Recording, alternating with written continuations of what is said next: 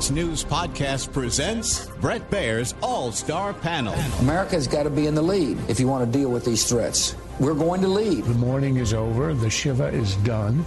And if you're a conservative, you should be optimistic. You know, my main priority right now is making sure that it delivers for the American people. We have to make our country great again, and I will do that. I think the president gets criticized by people all the time for the stuff he says, by people who ignore what he does. Now, Fox's chief political anchor, Bret Baier. Leaders and representatives from 134 countries traveled to New York City this week for the United Nations General Assembly. The assembly gathers as tensions in the Middle East hit dangerous levels. Hezbollah and Israel, Hamas and Israel, while the U.S. plans to send additional troops to the Middle East with the effort to try to stop a greater regional war from breaking out. President Biden gave his final UN address. My fellow leaders, I truly believe we're at another inflection point in world history. With the choices we make today will determine our future for decades to come.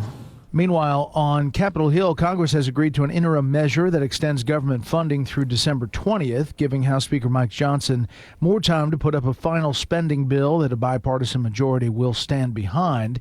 To discuss this and the heated presidential campaign trail, we bring in our panel. Former State Department spokesperson, founder of Polaris National Security, Morgan Ortagus. Fox News senior congressional correspondent Chad Pergram, and former Tennessee Congressman, co-host of The Five, Harold Ford Jr. Okay, Chad, first to you, just to wrap up the funding issue. Where are we and where does this go? Well, the House of Representatives is going to pass this on Wednesday. They're going to do it with a coalition of Democrats and Republicans. Everybody always kind of thought this was the route it was going to go. In fact, some were even a little frustrated at House Speaker Mike Johnson, not because this didn't include the SAVE Act. That was the provision in the bill that failed last week that would require you to show that you're a citizen before you can vote, but just the idea that he dragged this out because everybody kind of knew what the direction was going to be. They'll pass this in the House. It'll be interesting to look at the vote matrix compared to other votes on interim spending bills back earlier this year and in the spring and even late last year under the tutelage of Mike Johnson.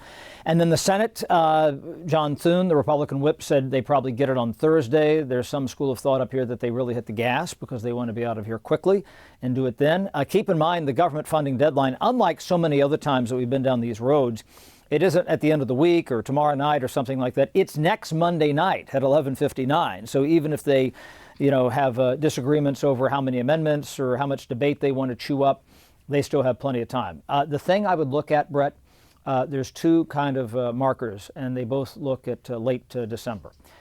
This bill will fund the government until December 20th, right before Christmas. Thomas Massie, the Republican congressman from Kentucky, said repeatedly, here we go again. They're going to force us into some sort of, bill that everybody says, okay, you got to vote for it because nobody's going to get home for Christmas or to open the presents or whatnot. Mike Johnson insisted today that he is not for any omnibus nor what he called buses, mini buses, where they put two or three of these bills together. Can he stick to that word? This is where there is potential peril for Mike Johnson, because if he does anything like that or passes yet another bill in some form with Democrats later this year, does that affect him if he is to be elected Speaker of the House, presuming Republicans have the majority? It is easier for him to maybe return as minority leader because you need a lot less votes, like 100 and some less votes to become the minority leader because you don't vote on the floor, you vote in the conference there.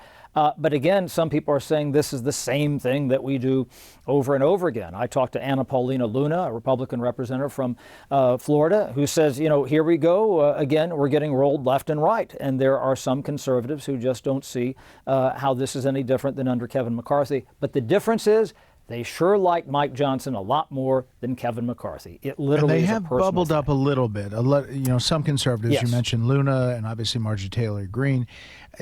Some have been vocal, but so far he's bumped through this one. December's a different story.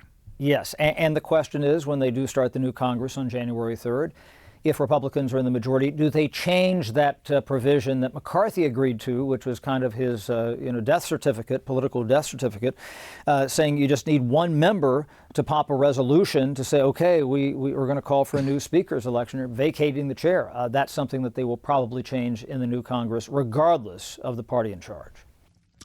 Panel, we'll hold it right there. Okay, meantime, President Biden giving this speech at the UN General Assembly, and essentially, Morgan, saying that we can get through this. There are a lot more hotspots in the world than when he took office, and some of them are white hot. And the Middle East instability with Israel and Hezbollah really perking up in the last couple of days. Yeah, it was certainly an interesting sort of farewell speech for him on the world stage, especially because he sort of led with Afghanistan, which I think was really the impetus for the massive deterrence failures that we saw around the world under his administration. I mean, listen, you could argue whether it's his fault or Kamala Harris's fault or nobody's fault, but the reality is that we did not have all of these conflicts going on around the world under President Trump, and that's a central argument that the Trump campaign is going to make. President Biden, whenever you look at what's going on around the world, especially in the Middle East, as you spoke about, a lot of people are saying this is heating up, and it certainly is because Israel is responding more aggressively. But, Bret, I would say if you look at the last year, almost 10,000 rockets is what Hezbollah has launched at Israel, especially in the north. It was just a matter of months ago that these Hezbollah rockets killed children on a playground in northern Israel. You still have 70 to 80,000 Israelis who have been displaced for almost a year who can't return home. So if you actually listen to the prime minister, he's been warning Hezbollah for a year, I'm going to take care of Hamas, and then you're next. Either move back where you're supposed to be behind the UN mandated line, stop rocketing us, and allow our people to go home, or Israel's promise that they're going to take action. What's missing for me in all of this that I can't quite figure out is the Hezbollah strategy. It doesn't make sense. They keep rocketing Israel. They knew they weren't going to get away with it for forever. But then reportedly, according to Axios, they reached out to Iran to say, hey, guys, need to have our back, and the Iranians seem to be giving them the Heisman so far. Yeah. And Harold, as President Biden is essentially leaving the world stage, I'm sure we're going to hear a different speech, maybe a big speech down the road, but this is definitely one of the last for world leaders to listen to him. It's now a real question about what this administration can accomplish in the final months. Clearly, a ceasefire is really wishful thinking. Yeah, a couple of things. First off, thanks for having me. I think that the notion of a ceasefire does seem elusive, but I would also say that we're almost at the year anniversary, which is a horrible anniversary of what Hamas did to Israel on October 7th. No one predicted it. I would remind you, Bret, on October 7th of last year, just a few weeks before, you conducted one of the great broadcast shuttle diplomacies in our lifetime. I'm 54 years old. You met with the leader of Saudi Arabia, and then you met with the leader of Israel, and they both touted how, and Morgan was a part of this effort with the Abraham Accords, and here we are, an extension of this under President Biden, an opportunity to see a peace agreement and an economic security and economic framework agreement between the Saudis and the Israelis. I contended October 7th, that was part of the calculus of Hamas there, realizing how marginalized, and the Iranians rather, as Hamas being the proxy for Iran, how marginalized they would be. I don't blame, I get some of the politics of it. I know Morgan's not doing this fully, but I don't allocate a lot of the responsibility for this happening under President Biden. Could they have done some things a little differently? Sure. But did it happen because of that? No, I don't blame COVID for happening under President Trump on President Trump. I think one of the things that I wish that President Biden had done in the speech a little bit more today, I heard you on earlier, Bret. I wish he'd been a little more affirmative, a little more assertive.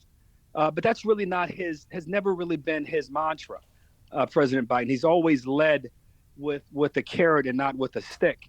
And I think he has a lot to be proud of here as he finishes, or the things he wished he had not done, or things that he wished that had not happened. Sure. But the fact that here we are, Ukraine is stronger than they were a year ago. We have kept NATO intact. And I think there are things that we can be proud of and we can quarrel on. I will say just one last thing. Chad Pergram is the best in the business. And Chad, your points about Tom Massey and the conservatives asking Speaker Johnson, who I think did a great job in cobbling together a deal to get us to December 20th.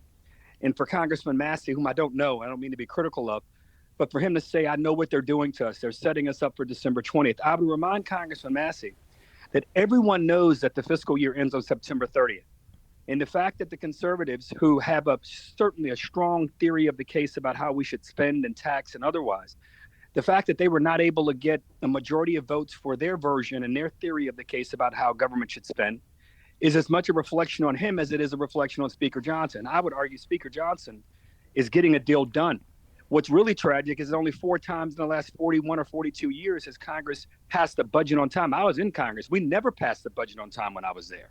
I think just once. We were one of the 4 times from 96 to 06. So they all have some responsibility, and you have more responsibility when you're in the majority and you can't get it passed. And if you can't get it passed and you need Republicans, or for that matter, the other party to help you pass it, I think it goes to show that there is in some ways a good thing happening, meaning there's a bipartisan effort to try to talk about spending priorities. And it's a bad thing because they always wait to the very last minute. Government rules and government governs with no pun intended by shutdown threats and default threats. Hopefully we get back to a day where they actually operate like a responsible group of adults should.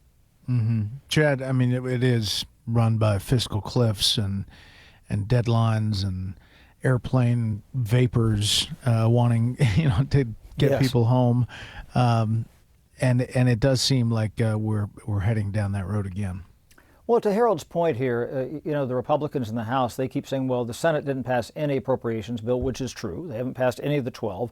Some of that was Chuck Schumer playing defense because he doesn't want his members to take tough votes, because what happens when they put these appropriations bills on the floor is they load them up with gotcha votes, and he doesn't want Sherrod Brown or Tammy Baldwin or Bob Casey or John Tester or somebody to take a tough vote. So I get some of that.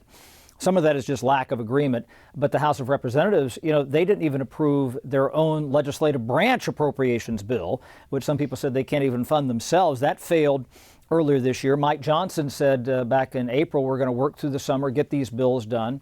You mentioned Marjorie Taylor Greene earlier, and she said, why weren't we here during August working on these bills? And here's the answer, is that there is not the right cocktail of votes. You've heard me say it a million times. It's about the math to get these bills through just on the Republican side of the aisle. You need this coalition. This is kind of a parliamentary system in the House of Representatives right now, like you'd have in Europe, between Democrats and Republicans to pass the big things. That's what happened on aid to Ukraine.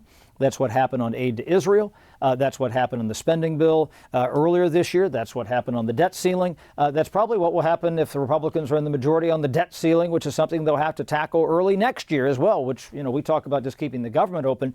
That's a big curveball that the new Congress and the new president, whoever it is going to have to tackle. Yeah.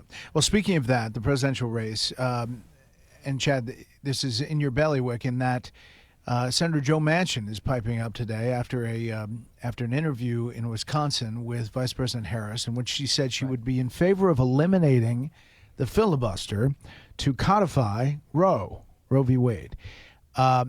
He, in his own way, went kind of ballistic, saying that that's a horrible, horrible idea. He is a defender of the filibuster. He sits in the seat of Robert Byrd, who essentially wrote the rule. And it is the rule of 60 senators needed to pass legislation. This is outside of judicial nominations. And should it be eliminated, others have pointed out that another Senate majority could turn around and eliminate everything that was done. Yeah, what they're talking about here, and this is campaign politics here by Vice President Harris. She realizes that abortion is an important issue to the Democratic base. They're going to get those votes out by talking about this, kind of dangling this out there. That's something, vote for us and we'll try to do this. Whether or not that would happen in the Senate, I don't know. But these are the mechanics. This is what we would call here on the Capitol, at the Capitol, nuclear option 3. The nuclear option is where you change not the Senate rules, but the precedent. Changing the Senate rules, you talked about 60 votes. You need 67 votes to change one of the 44 standing rules of the Senate. So that's a problem there. 60 votes, you're never going to get to change that either. But what you can do with a simple majority, and this would be the inside straight that the Democrats would try to run, is to say, okay, we somehow have a 50-50 Senate, and prospective Vice President Walz then votes in a tiebreaker to establish a new precedent, saying, okay, for legislation, you need 60 votes for all issues except those involving abortion. That's where they did this carve out for all executive branch nominees back in 2013. This was something Harry Reid, the former Senate Majority Leader, did. Then Mitch McConnell changed it to the Supreme Court. The only thing that still stands is for legislation, and that's across the board on every issue. And Manchin, this is where he was saying, well, everybody has their own pet issue. Every issue is important to different senators. And so suddenly if you say, oh, this issue is important to us, well, do they go down a slippery slope and say, what about statehood for the District of Columbia, or on voting rights legislation, or police reform, or this panoply of issues that's important to the Democrats? And his argument is it becomes the House, but it's on and it's House Pandora's on steroids. box. You got it. Yeah. Morgan, I mean, is that a dangerous thing for Vice President Harris, or is it just playing to the base? Well, it can be both, I guess, at the same time, both playing to the base and a dangerous, thing for her. I think when you look at what's happened this weekend, obviously so much goes on every single day on the campaign trail. I really think somebody in the campaign leadership is directing President Trump in the right way to have him focus on the economy and those pocketbook issues. The clips that were going viral on some social media of him at the grocery store as people were checking out, I think he was tipping people as well. There were some online influencers on the right that sort of juxtaposed that with Biden, being with Zelensky and giving aid to the Ukrainians. And the message, again, whether you agree with it or not, the message coming from the Trump side of the House is, we care about everyday Americans. We care about your groceries. When you look at, and I've been looking at, as I'm sure all of you have, in a lot of polling in early states, the economy still remains the number one issue. And even though the Treasury Secretary has argued this week that the economy is doing better, people still feel the pinch. They still feel like their groceries and that the essential cost of living is out of reach or keeps them living paycheck to paycheck. And ultimately, that dwarfs abortion and all the other things that the vice president would like to talk about on the campaign trail. Harold, the average voter is not up on filibuster rules, doesn't know, the inside out of how the Senate runs. But here in Washington, that does move the needle a little bit when she says eliminate the filibuster to codify Roe. Yeah, I tend to agree with Senator Manchin. I'm not going to withdraw my support or endorsement for Kamala Harris, but I think that the filibuster serves a role. But you make the bigger point. No one paying more for eggs and bacon. And just as an aside, I hope to go to a grocery store where President Trump comes. I'd love to get a $100 tip from him if he's passing them out. But I think that she's going to be able to say that I'm going to protect women on this right, protect families on this right, and we'll see how it works. Morgan raises the right point about this campaign, though. The economy and inflation, and when we say the economy, it's really inflation and what people are not only seeing at the grocery store or seeing when they get their new insurance bills or seeing when they try to make a purchase of something in their home or their or something for their kids. They're seeing the increase in prices. They've been seeing it for a while. And the question I think that President Trump and Vice President Harris are going to have to confront here over the next few weeks is which one of them is able to persuade those swing voters and independent voters in those 6 or 7 states, or maybe more, but certainly 6 or 7, where this presidential race looks as if it's going to be decided, and maybe Nebraska too, that they have the best plan to reduce prices.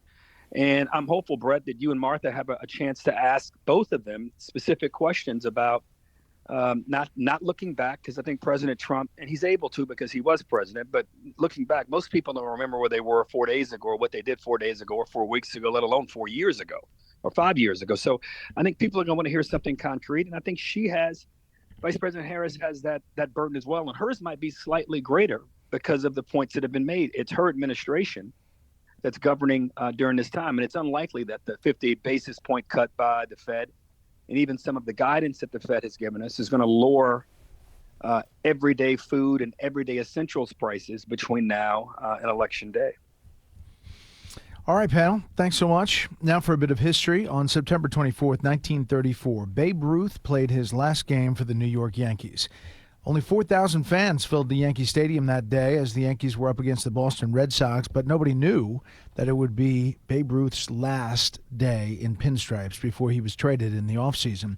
This day also served as a double milestone for the Hall of Famer, who became baseball's single-season home run record holder exactly 15 years prior on September 24th, 1919.